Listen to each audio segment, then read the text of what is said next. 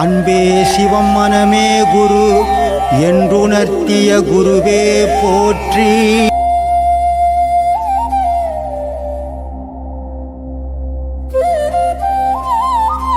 நம்ம நோக்கம் இறைவனுடைய நோக்கம் ஒழுக்கமா வாழ்ந்துட்டு என்கிட்ட வா, உன் வாழ்க்கை எப்படி இருக்குதுன்னு நான் பார்க்குறேன் அப்படின்னு படித்தான்.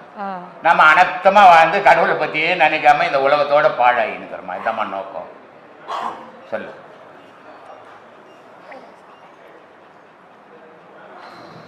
கண்டவர் விண்டதில்லை, விண்டவர் கண்டதில்லை, ஆனால் கண்டவனிடம் இறைவன் பேசுவாரா சுவாமி?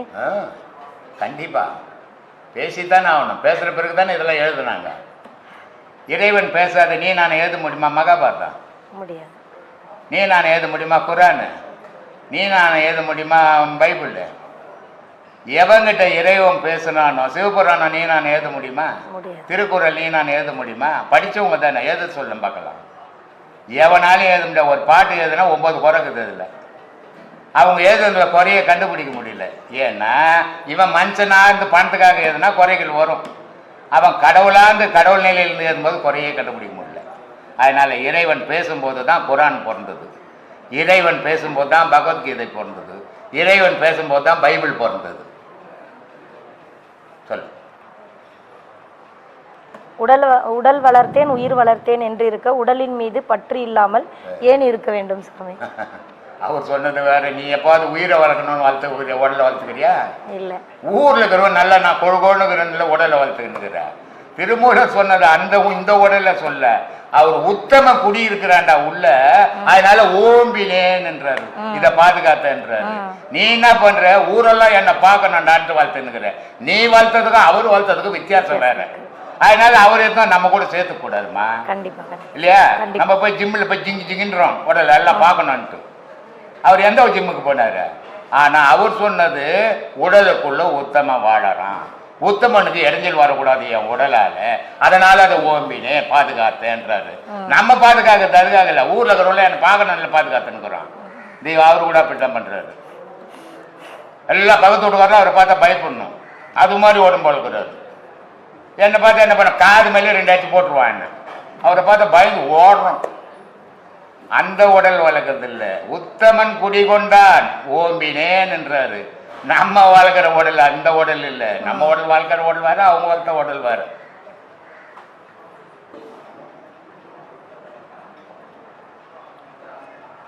தீட்சைன்னா என்ன சுவாமி? எத்தனை வகைகள் உள்ளது? அவற்றால் நம்மளுக்கு என்ன நன்மை? ஒவ்வொருத்த குருமார்களுக்கு பொறுத்துக்குதுமா, ஏராளமாகுது. தீட்சையில தீட்சைனா உபதேசம், அது ஒவ்வொரு குருவை பொறுத்துக்குது. அவன் அதில் எவ்வளோ தூரம் போனானோ அதுக்கு ஏற்ற தீட்சை. தவம் செய்வதை விட மனைவி மக்களுடன் இன்பமாக வாழ்வதுதான் உயர்வான தவம். ஆமா, அது ரொம்ப அதுதான் உதைப்பான். ஏன்னா அங்கதான் உதகுதெல்லாம் பண்ணுவோம். தவத்தில் உதெல்லாம் கிடைக்காது இல்ல. இவன் உதப்பட்டே சுகத்தை ஆரம்பிச்சான். அதுக்கு தான் சொன்னான், இவன் எப்படிப்பட்டவன்டான்னா பொண்டாட்டி மனம் குளிரணும். பொண்டாட்டி சொல்ல முடியும் உன்ன மாதிரி புருஷன் உலகத்தில் இல்லைன்னு சொல்லிட்டான். அதுக்காக இவன் உயிர் வச்சுன்னு வாழறான்.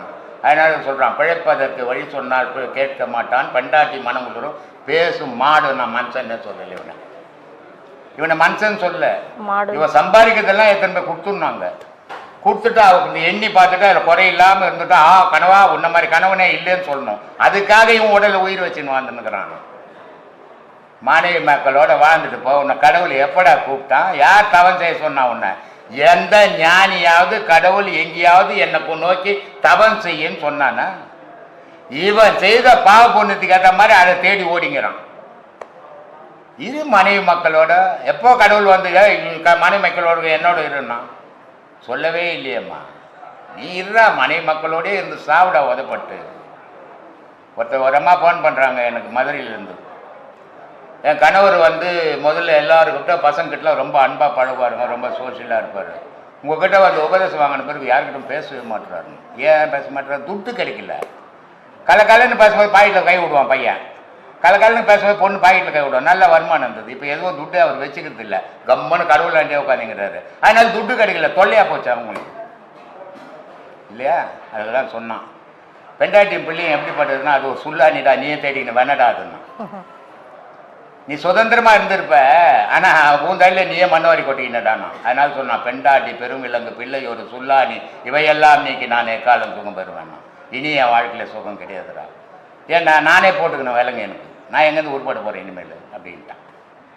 சரி, அது கூட பரவாயில்ல. அடுத்த மூட்டு பொண்ணு எப்படியாவது சண்டை கிண்டை வச்சு இன்றைக்கி கோர்ட்டில் ஒரு 1000 பேர் வாழறான்னா 99 பேர் கோர்ட்டில் தான் கிடக்கும். அந்த மாதிரி தேத்தி விட்டுடலாம். ஆனால் நீங்கள் 2 பேர் சேர்ந்து ஒரு பொம்மையை செய்தீங்க பாரு, சாவர குத்தி கொண்டுட்டா அவங்களன்ட்டான். அப்போ நீ எங்கடா நிம்மதியாக வாழதுன்ட்டான். அதனால் அந்த மாதிரி வாழ்க்கையை தான் மனுஷன் முயற்சி பண்ணுறான். ராமகிருஷ்ண பரமஹம்சர் ரொம்ப அழகான ஒரு வார்த்தையை சொல்வார். ஒரு மீனுக்காரன் வலை போடுறான், அந்த வலை இறங்குது தண்ணியில். சில மீன்கள் எல்லாம் என்ன பண்ணுதுன்னா அந்த வலைக்குள்ளே பூந்து வெளியே ஓடி போகுது, வலையில் மாட்டாமல். சில மீன்கள் வலைக்குள்ளே மாட்டிக்குது, வலையை தூக்கிட்டான், வலைக்குள்ளே மீன் இருக்குது. அந்த வலைக்குள்ளே இருக்கிற மீனில் என்ன பண்ணுதுன்னா சில இதெல்லாம் எகிரி அந்த காதில் பெறாலுன்னு சொல்கிறோம்ல, அதில் அந்த வலையை கீழ்ச்சி தப்பிச்சு குச்சிட்டான். சில மீன்கள் என்ன பண்ணா மாட்டிக்கணும் கம்மன் படுத்து கிடக்குதான். இன்னைக்கு குடும்பஸ்தனுடைய நிலை அதாண்டான்றார். அதுலேருந்து வெளியே வர முயற்சியை அவன் பண்ணுறதில்ற, அதிலேயே படுத்து கிடக்குறான்டா. அருமையான விளக்கம் அப்படின்றார். அந்த மாதிரி வாழ்வு தான் மனிதனுடைய வாழ்வு இன்னைக்கு. சொல்லுமா. யோக நிலையில் சிறந்தது பக்தி யோகமா, ஞான யோகமா, இல்ல கர்ம யோகமா சாமி?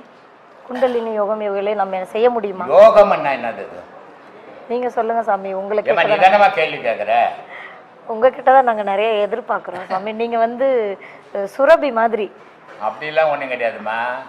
ஐயோ, நான் ஒரு கை நாட்டு கேஸுமா, நீ வேறம்மா, நீ என்னமா என்ன பெரிய ஆளுன்னு நினச்சிக்க. ஒன்னது உதவ, நான் ஒரு 0 கேஸ். நான் சும்மா அனுபவத்தை ஏதோ தபாச்சு நிற்கிறீங்க எல்லாரையும். அப்படி இருந்தா நீங்க நினைக்கிற மாதிரிலாம் நான் ஒன்றும் அறிவாளி கிடையாது. யோகம்னாவே செயலுன்னு அர்த்தம். அதனால்தான் பகவத்கீதையில அதை பிரிச்சான். கர்மயோகம். கர்மயோகம்னா உன் குடும்பத்துக்கு என்னென்ன தேவையோ அந்த செயல் செய்யும். அதை நீ சீரா செய்திட்டினா அடுத்ததுக்கு வருவ, பக்திக்கு வந்துடுவே நீ. ஆனால் உன் குடும்பத்துக்குள்ள செய்ய வேண்டிய செயல் நீ சரியா செய்யணும்னா பக்திக்கு வர முடியாது உன்னால. அதனால அது கர்மயோகம் பண்ணா. குடும்பத்தில் பொண்ணுக்கு என்ன செய்யணும், பொண்டாட்டிக்கு என்ன செய்யணும், பிள்ளைக்கு என்ன செய்யணும், அந்த செயல்களை தவற விடாம செய்தினா அது கர்மயோகம், உன் கடமை அது. அடுத்தது கடவுளை கும்பிடுறது பக்தி யோகம். அது என்னன்னா, நீ மனிதனா பிறந்துட்ட, இறைவனை தேடி ஆகணும், அதுக்காக ஒரு செயலை செய்யணும், அது பக்தி யோகம். சரி, அந்த பக்தி யோகத்திலையும் உனக்கு நிறைவு கிடைக்கல, அதை பூரணமா செய்த, அப்ப அதுக்கு அடுத்தது எதோ ஆகுது, அது யோகம் இல்லையா? அதுக்கு அடுத்தது ஞானம். அந்த மாதிரி யோகத்துல 4 பதங்கள் இருக்குதுமா. கர்மயோகம், பக்தி யோகம், ஞான யோகம் அப்படின்ட்டு பதங்கள் பிரித்து வச்சுக்குது. இது அவனுடைய தகுதிக்கு ஏற்ற மாதிரி செய்வான். எல்லாராலையும் எல்லாம் செய்ய முடியாது. எல்லாம் செய்யற மாதிரி பேசுவான், செய்ய முடியாது. சொல்லுமா. இப்போ விதி வலியதுங்களா, மதி வலியதுங்களா? விதி வலியதுமா. மதி வலியதுன்னா நான் சாவே வேணும் மாட்டோமா, இங்கேயே ஒரு 500 வருஷம் உட்காந்துப்போமா. விதி ஒரு தாமரை பூ மாதிரி. இது மதி. விதி இந்த தாமரையை வளர்க்குற தண்டு மாதிரி. சுத்தி முள்ளு இருக்கும் தெரியுமா, தாமரை தண்டுல தண்ணிக்குள்ள அந்த தண்டு மாதிரி விதி.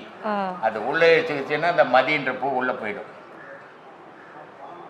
அதனால அது மதின்றது ஒரு பூ மாதிரி நசுங்கிடும் அழுத்தனா. விதி கருங்கல் மாதிரி அசையாதது. அதனால விதி வலியதுமா, மதி குழந்தை மாதிரி மாதிரி. விதியை ஜெயிச்சவன் உலகத்தில் இன்னும் ஒருத்தன் போறதில்லம்மா, கடவுளை தவிர. கடவுள் ஒண்டி தான் விதிக்கு அப்பாற்பட்டவன். மீதி உயிரினங்கள் அத்தனையும் விதிக்கு உட்பட்டத்தான்.